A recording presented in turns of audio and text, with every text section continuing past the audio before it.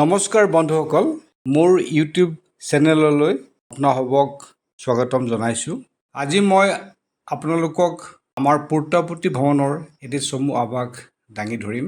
গোৱা, বাংগালুৰু, মাইচুৰৰ পিছত আমাৰ ভ্ৰমণৰ প্লেনটো আছিল বহুদিনৰ পৰা মানস কৰি থোৱা সত্য সাই বাবাৰ আশ্ৰম প্ৰশান্তি নিলয়ম দৰ্শন কৰা। সত্য সাই বাবাৰ জন্ম হৈছিল 1926 চনৰ 23 নৱেম্বৰত অন্ধ্ৰপ্ৰদেশৰ সত্য সাই জিলাৰ আগতে অনন্তপুৰ জিলা আছিল পুৰ্তাপুৰ্তিত। মই ডিফুত থকাৰ পৰাই সত্য সাই বাবাৰ ভক্ত আছিলোঁ। প্ৰশান্তি নিলয়ম আশ্ৰমখন পৃথিৱীৰ সকলো ধৰ্মৰ বাবে খোলা, অৰ্থাৎ সকলো ধৰ্মৰ মানুহে আহি বাবাৰ আশ্ৰম দৰ্শন কৰিব পাৰে। বাংগালুৰুতো হোৱাইটফিল্ড নামৰ বাবাৰ এখন আশ্ৰম আছে। বাংগালুৰুৰ পৰা বাছেৰে আমি পুৰ্তাপুৰ্তি চহৰলৈ আহিছিলোঁ।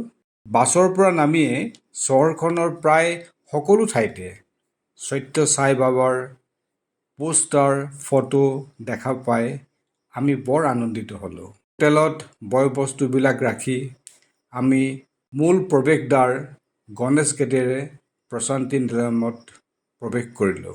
কুলৱন্ত হলত ভজনত অংশ ল'লোঁ। প্ৰশান্তি নিলয়মৰ অৰ্থ হ'ল শান্তিৰ স্থলী। এষাৰ কথা প্ৰচলিত আছে, বাবাই মাতিলেহে বোলে প্ৰশান্তি নিলয়মলৈ আহিব পাৰে। গতিকে আমাকো চাগে বাবাই মতাৰ বাবেহে আমি আহিব পাৰিলোঁ। আমাৰ যোৰহাটতো সত্য সাই বাবাৰ মন্দিৰ আছে। প্ৰত্যেক দেওবাৰে ইয়াত ভজন অনুষ্ঠিত হয়।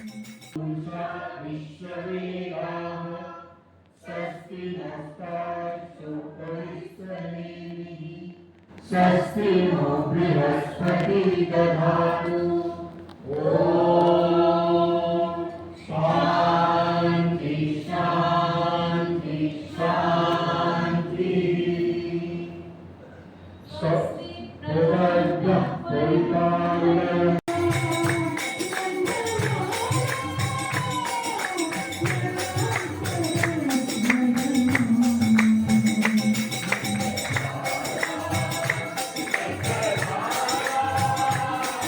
পৃথিৱীৰ বহুকেইখন দেশত বাবাৰ অগণন ভক্ত আছে। এই ভক্তসকলৰ ভিতৰত শচীন তেণ্ডুলকাৰ, APJ আব্দুল কালাম, উস্তাদ জাকিৰ হুছেইন, অমিতাভ বচ্চন অন্যতম। বাবাৰ আশ্ৰম প্ৰশান্তি নিলয়মৰ আশে-পাশে বহুকেইটা অনুষ্ঠান প্ৰতিষ্ঠান আছে। তাৰ ভিতৰত আমি কেইটিমান চাবলৈ সক্ষম হ'লোঁ। চৈতন্যজ্যোতি মিউজিয়াম চাই বৰ ভাল লাগিল, কিয়নো বাবাৰ ল'ৰালি কালৰ পৰা কেনেকৈ মানৱতাৰ সেৱা কৰিবলৈ আগবাঢ়ি আহিছিল, বিভিন্ন ধৰ্ম কেনেকৈ বিকাশ হৈছিল তাৰ বিষয়ে বিস্তৃতভাৱে জানিব পাৰিলোঁ। তাৰোপৰি কল্পবৃক্ষ, হিলভিউ ষ্টেডিয়াম, বাবাৰ প্ৰিয় হাতী সীতাৰ সমাধি ক্ষেত্ৰ চাই আমাৰ বৰ ভাল লাগিল। চাই স্পেচ থিয়েটাৰ বা প্লেনেটেৰিয়াম আদি চাই বৰ ভাল লাগিল। শেষত চাই গকুলম চাই আমাৰ অত্যন্ত ভাল লাগিল, কিয়নো ইমান সুন্দৰকৈ তাত গৰুবিলাকক আপডাল কৰি আছে, দেখিয়ে ভাল লাগে। পুৰ্তাপুৰ্তিলৈ যাবলৈ আজিকালি সুন্দৰ যোগাযোগ ব্যৱস্থা আছে। পুৰ্তাপুৰ্তিত সত্য সাই এয়াৰপোৰ্ট স্থাপিত হৈছে। তাৰোপৰি পুৰ্তাপুৰ্তি ৰেলৱে ষ্টেচনটো সত্য সাই ৰেলৱে ষ্টেচন হিচাপে নামাকৰণ কৰিছে। বাবাৰ বাণীসমূহৰ বিষয়ে অলপ কৈছোঁ। তেখেতে কোনো ধৰ্ম প্ৰচাৰ কৰা নাছিল। তেখেতৰ ধৰ্ম হৈছে মানৱতাৰ ধৰ্ম। তেওঁ কৈছে, লাভ অল, চাৰ্ভ অল। দ্বিতীয় বাণীটো হৈছে লাভ ইজ গড। ঠিক তেনেকৈ তেওঁ কৈছে, start the day with love, spend the day with love, fill the day with love, end the day with love. This is the way to God. পৰমানন্দ অৰ্থাৎ মানুহৰ পৰম আনন্দ মানুহৰ ভিতৰতে থাকে। আন এজনে আনজনৰ আনন্দ দিব নোৱাৰে। লোকা সমস্ত সুখীনো ভৱন্তু, অৰ্থাৎ may all the beings in all the worlds be happy and peaceful. তেখেতৰ এনেধৰণৰ বহু বাণী আছে।